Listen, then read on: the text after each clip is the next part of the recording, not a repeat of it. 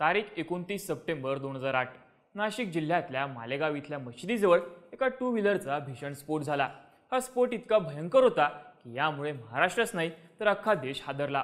या स्फोटामध्ये 6 जणांचा मृत्यू झाला तर 100 पेक्षा जास्त लोक जखमी झाले। या प्रकरणी साध्वी प्रज्ञासिंह ठाकूर आणि कर्नल पुरोहित यांच्यासह 7 जणांना मुख्य आरोपी बनवण्यात आलं होतं। गेल्या 17 वर्षांपासून या प्रकरणाची न्यायालयामध्ये सुनावणी सुरू होती।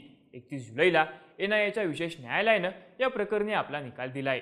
न्यायालयानं मालेगाव बॉम्बस्फोटातल्या सर्व आरोपींची निर्दोष मुक्तता केली आहे। या प्रकरणाचा तपास करणाऱ्या यंत्रणांसाठी हा निकाल मोठा धक्का मानला जातोय। पण मालेगाव बॉम्बस्फोटातल्या सर्व आरोपींची निर्दोष मुक्तता कशी झाली? आपल्या निकालामध्ये कोर्टानं नक्की काय म्हटलंय? 2008 साली मालेगावात नक्की काय झालं होतं? सगळ्याची माहिती सांगणारा हा व्हिडिओ। नमस्कार, मी चैतन्य आणि तुम्ही बघताय बोल भिडू। सगळ्यात आधी मालेगाव बॉम्बस्फोट प्रकरण नक्की आहे काय ते बघूया। 29 सप्टेंबर 2008 वेळ रात्री 9:30ची मालेगाव शहरातल्या शकील गुड्स ट्रान्सपोर्ट या कंपनी समोरच्या भिकू चौकाजवळ LLM फ्रीडम या बाईकचा भीषण स्फोट झाला। स्फोट ज्या ठिकाणी झाला त्या ठिकाणी मुस्लिम समाजाची वस्ती मोठ्या प्रमाणावरती आहे। या स्फोटामध्ये 6 जणांचा मृत्यू झाला तर 100 पेक्षा जास्त जण जखमी झाले। सय्यद अझहर, मुश्ताक शेख युसुफ, शेख रकीफ शेख मुस्तफा, शगुफ शेख लियाकत, इरफान खान आणि हारून शाह अशी या स्फोटामध्ये मृत्युमुखी पडलेल्यांची नावं आहेत। या घटनेनंतर हा बॉम्बस्फोट 2 समाजांमध्ये तणाव निर्माण करण्यासाठी घडून आणल्याचा संशय व्यक्त करण्यात आला होता। या प्रकरणी महाराष्ट्र ATSनं तपास करायला सुरुवात केली। मालेगाव बॉम्बस्फोट प्रकरणी 7 जणांना मुख्य आरोपी करण्यात आलं। यामध्ये भाजपच्या माजी खासदार प्रज्ञासिंह ठाकूर, कर्नल प्रसाद पुरोहित, रमेश उपाध्याय, अजय राहीरकर, सुधाकर चतुर्वेदी, समीर कुलकर्णी आणि सुधाकर धर द्विवेदी हे ते 7 आरोपी आहेत। या प्रकरणाचा प्रारंभिक तपास महाराष्ट्र ATSनं केला। या स्फोटामागं उजव्या विचारसरणीच्या लोकांचा हात आहे असे आरोप झाले होते। भगव्या दहशतवादाचं देशातलं हे पहिलंच प्रकरण असल्याची चर्चाही तेव्हा झाली होती। 2011 मध्ये हे प्रकरण NIAकडे सोपवण्यात आलं। NIAनं 2016 मध्ये आरोपपत्र दाखल केलं। विशेष न्यायालयानं 2018 मध्ये 7 आरोपींविरुद्ध UAPA आणि IPC अंतर्गत आरोप निश्चित केले। त्यांच्यावरती UAPAच्या कलम 16 आणि 18 तसंच IPCच्या कलम 120B, 302, 307, 324 आणि 153A अंतर्गत खटला सुरू होता। या खटल्याचा निकाल आज लागला आहे। विशेष न्यायालयानं या प्रकरणी निकाल देताना सर्व आरोपींची निर्दोष मुक्तता केली आहे। पण आता न्यायालयानं असा निकाल का दिला? तर न्यायालयानं आपल्या निकालामध्ये नक्की काय म्हटलंय ते बघूया।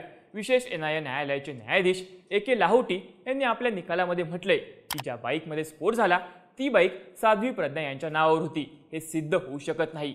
याशिवाय कर्नल प्रसाद पुरोहित यांनी बॉम्ब बनवला हे सुद्धा सिद्ध होऊ शकत नाही। त्यांनी बॉम्बस्फोटाचा कट रचल्याचा कोणताही अँगल सिद्ध झाला नाही असं न्यायालयानं म्हटलंय। सरकारी वकिलांनी मालेगाव बॉम्बस्फोट झाला हे सिद्ध केलं पण मोटरसायकलमध्ये बॉम्ब ठेवल्याचं सिद्ध करण्यामध्ये ते अपयशी ठरले। शिवाय या प्रकरणी जखमींची संख्या 101 नाही तर 95 होती। तसंच काही वैद्यकीय प्रमाणपत्रांमध्ये छेडछाड करण्यात आली होती असं न्यायालयानं निकाल देताना म्हटलंय। न्यायालयाच्या म्हणण्यानुसार स्फोटानंतर पंचनामा योग्यरित्या करण्यात आला नाही। तसंच घटनास्थळावरून बोटांचे ठसेही घेण्यात आले नाहीत। ज्या बाईकमध्ये स्फोट झाला त्या बाईकचा चेसिस नंबर कधीच सापडला नाही। त्यामुळं ती बाईक साध्वी प्रज्ञा यांच्या मालकीची होती हे सिद्ध होऊ शकलं नाही असं निरीक्षण न्यायालयानं नोंदवलं। NIAच्या विशेष न्यायालयानं या प्रकरणी सरकारी वकिलांना सुद्धा फटकारलंय। खटला सिद्ध करण्यामध्ये सरकारी वकिलांना अपयश आलं। न्यायालय फक्त धारणा आणि नैतिक पुराव्यांच्या आधारे कुणालाही दोषी ठरवू शकत नाही। यासाठी ठोस पुरावे असले पाहिजेत असं विशेष न्यायालयानं म्हटलंय। आता या प्रकरणी ATSनं काय तपास केला होता आणि आरोपी कसे निश्चित केले होते ते बघूया।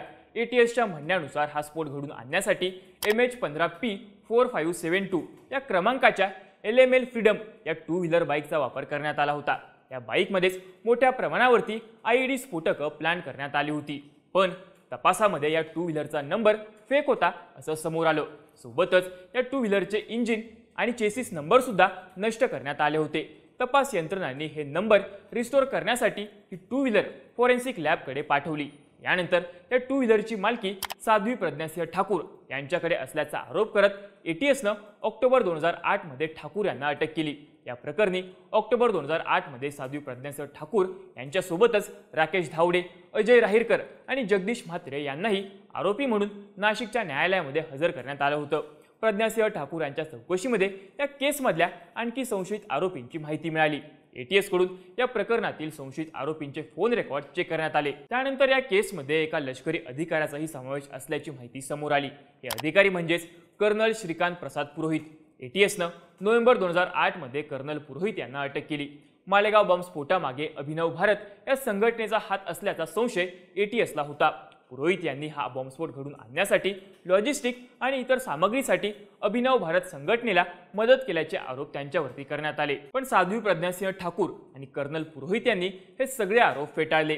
पुढे ATSनं रमेश उपाध्याय आणि समीर कुलकर्णी यांना नाशिकच्या कोर्टामध्ये हजर केलं। या दोघांनी 2003 ते 2004 च्या दरम्यान बनवलेलं RDX मालेगाव स्फोटासाठी वापरल्याचं ATSनं कोर्टात सांगितलं। पुढे या प्रकरणामध्ये जानेवारी 2009 मध्ये ATS कडून एकूण 14 जणांवरती आरोपपत्र दाखल करण्यात आलं। या प्रकरणी साध्वी प्रज्ञासिंह ठाकूर, कर्नल पुरोहित आणि मेजर रमेश उपाध्याय हे मुख्य सूत्रधार असल्याची मांडणी ATSनं कोर्टामध्ये केली। तर रामजी कलासंग्रह आणि संदीप डांगे या दोघांना फरार घोषित करण्यात आलं होतं। पण नाशिकच्या कोर्टानं जुलै 2009 मध्ये या आरोपींच्या विरोधामध्ये मकोका अंतर्गत खटला चालवण्याची अपील फेटाळली। पण पुढच्या वर्षी म्हणजेच 2010 मध्ये मुंबई उच्च न्यायालयानं या 11 आरोपींच्या विरुद्ध मकोकाचा खटला पुन्हा सुरू केला। मालेगाव बॉम्बस्फोट प्रकरणाच्या तपासामध्ये माजी ATS प्रमुख दिवंगत हेमंत करकरे यांनी महत्त्वाची भूमिका बजावली होती। बॉम्बस्फोट संदर्भामध्ये हिंदू संघटनाच्या सदस्यांना अटक करणारे ते पहिलेच अधिकारी होते। पण 26/11च्या मुंबई हल्ल्यामध्ये करकरे शहीद झाले। त्यांच्या सन्मानार्थ मालेगावच्या भिकू चौकाजवळच्या एका रस्त्याला त्यांचं नाव देण्यात आलं। पुढे 2011 मध्ये या केसनं वेगळं वळण घेतलं। एप्रिल 2011 मध्ये या प्रकरणाचा तपास महाराष्ट्र ATS कडून NIA कडे सोपवण्यात आला। NIAनं याचा तपास करून 2016 मध्ये एक सप्लिमेंटरी चार्जशीट फाईल केली। धक्कादायक म्हणजे NIAनं प्रज्ञासिंह ठाकूर, श्याम साहू, प्रवीण तकलकी आणि शिवनारायण कलसांगरा यांना क्लीन चिट दिली। NIAनं म्हटलं होतं की त्यांच्या विरुद्ध कोणताही पुरावा आढळला नाही, त्यामुळे त्यांना या प्रकरणातून निर्दोष मुक्त केलं जावं। यानंतर NIA कोर्टानं प्रज्ञासिंह ठाकूर वगळता इतर तिघांना निर्दोष सोडलं। पण प्रज्ञा ठाकूर यांना खटल्याला सामोरं जावं लागेल असा निकाल कोर्टानं दिला होता। त्यानंतर एका वर्षानं एप्रिल 2017 मध्ये मुंबई उच्च न्यायालयानं साध्वी प्रज्ञासिंह ठाकूर यांना 5 लाख रुपयांचा जामीन मंजूर केला। पुढे 2017 मध्येच सर्वोच्च न्यायालयानं कर्नल पुरोहित यांनाही जामीन मंजूर केला। या केसमध्ये डिसेंबर 2017 मध्ये NIA कोर्टानं साध्वी प्रज्ञासिंह ठाकूर, कर्नल पुरोहित, रमेश उपाध्याय आणि अजय राहीरकर यांच्यावरचा मकोका हटवला आणि या सर्वांवरती IPC आणि UAPA कायद्याअंतर्गत खटला चालेल असं जाहीर केलं। ऑक्टोबर 2018 मध्ये या प्रकरणातल्या 7 आरोपींच्या विरोधामध्ये UAPA आणि IPC अंतर्गत आरोप निश्चित करण्यात आले। पण एवढं सगळं होऊ नये या प्रकरणातले ट्विस्ट संपले नव्हते। मार्च 2022 ला या केसमध्ये सरकारी वकिलांनी सादर केलेला 20वा साक्षीदार जो एक निवृत्त लष्करी अधिकारी होता, त्यांना न्यायालयामध्ये आरोपी कर्नल पुरोहित यांची ओळख पटवण्यास नकार दिला। मग पुढे सप्टेंबर 2023 पर्यंत NIAनं या प्रकरणामध्ये 323 साक्षीदारांचे जबाब नोंदवले। पण त्या केसमध्ये 37 साक्षीदारांनी त्यांचे जबाब बदलले होते। त्यानंतर जुलै 2024 मध्ये या प्रकरणाच्या अंतिम सुनावणीला सुरुवात झाली। एप्रिल 2025 मध्ये या प्रकरणाची सगळी सुनावणी पूर्ण झाली आणि 31 जुलैला यावरती कोर्टाकडून निकाल देण्यात आला। विशेष न्यायालयानं सर्व 7 आरोपींची निर्दोष मुक्तता केली। विशेष न्यायालयाच्या या निकालानंतर साध्वी प्रज्ञासिंह ठाकूर यांची प्रतिक्रिया समोर आली आहे। मला त्यांनी चौकशीसाठी बोलावलं आणि अटक करून त्रास दिला। यामुळे माझं आयुष्य उद्ध्वस्त झालं। मी संन्याशाचं जीवन जगत होते, पण मला आरोपी बनवलं। कुणीही आमच्या बाजूनं उभं राहायला तयार नव्हतं। त्यांनी कट रचून भगव्याला बदनाम केलं। आज भगवा जिंकलाय आणि हिंदुत्व जिंकलंय। जे दोषी आहेत त्यांना देव शिक्षा करेल अशी प्रतिक्रिया प्रज्ञा ठाकूर यांनी व्यक्त केली। या प्रकरणी पीडित कुटुंबाच्या वकिलांची ही प्रतिक्रिया समोर आली आहे। बॉम्बस्फोट न्यायालयानं सिद्ध केला आहे। आम्ही या निर्दोष सुटकेला उच्च न्यायालयामध्ये आव्हान देऊ। आम्ही स्वतंत्रपणे अपील दाखल करू असं पीडित कुटुंबाचे वकील शाहिद नदीम म्हणाले। राज्याचे मुख्यमंत्री देवेंद्र फडणवीस यांनी सुद्धा यावरती प्रतिक्रिया दिली आहे। दहशतवाद ना कधी भगवा होता ना राहणार असं फडणवीस म्हणाले। मालेगाव बॉम्बस्फोट प्रकरणातल्या सगळ्या आरोपींची निर्दोष मुक्तता झाल्यानं आता हा बॉम्बस्फोट नेमका कुणी केला हा प्रश्न अनुत्तरितच राहिलाय। आता पीडित कुटुंबियांनी या निकालाला उच्च न्यायालयामध्ये आव्हान देऊ असं म्हटलंय। उच्च न्यायालयामध्ये या प्रकरणी काय युक्तिवाद होतो, उच्च न्यायालयाकडून निकाल फिरवला जाणार का हे पाहणं सुद्धा आता महत्त्वाचं असणार आहे। या सगळ्या प्रकरणाबद्दल तुम्हाला काय वाटतं? तुमची मतं आणि प्रतिक्रिया आम्हाला कमेंट करून नक्की सांगा आणि अशाच माहितीपूर्ण व्हिडिओज बघण्यासाठी बोल भिडूच्या YouTube चॅनलला नक्की सबस्क्राईब करा।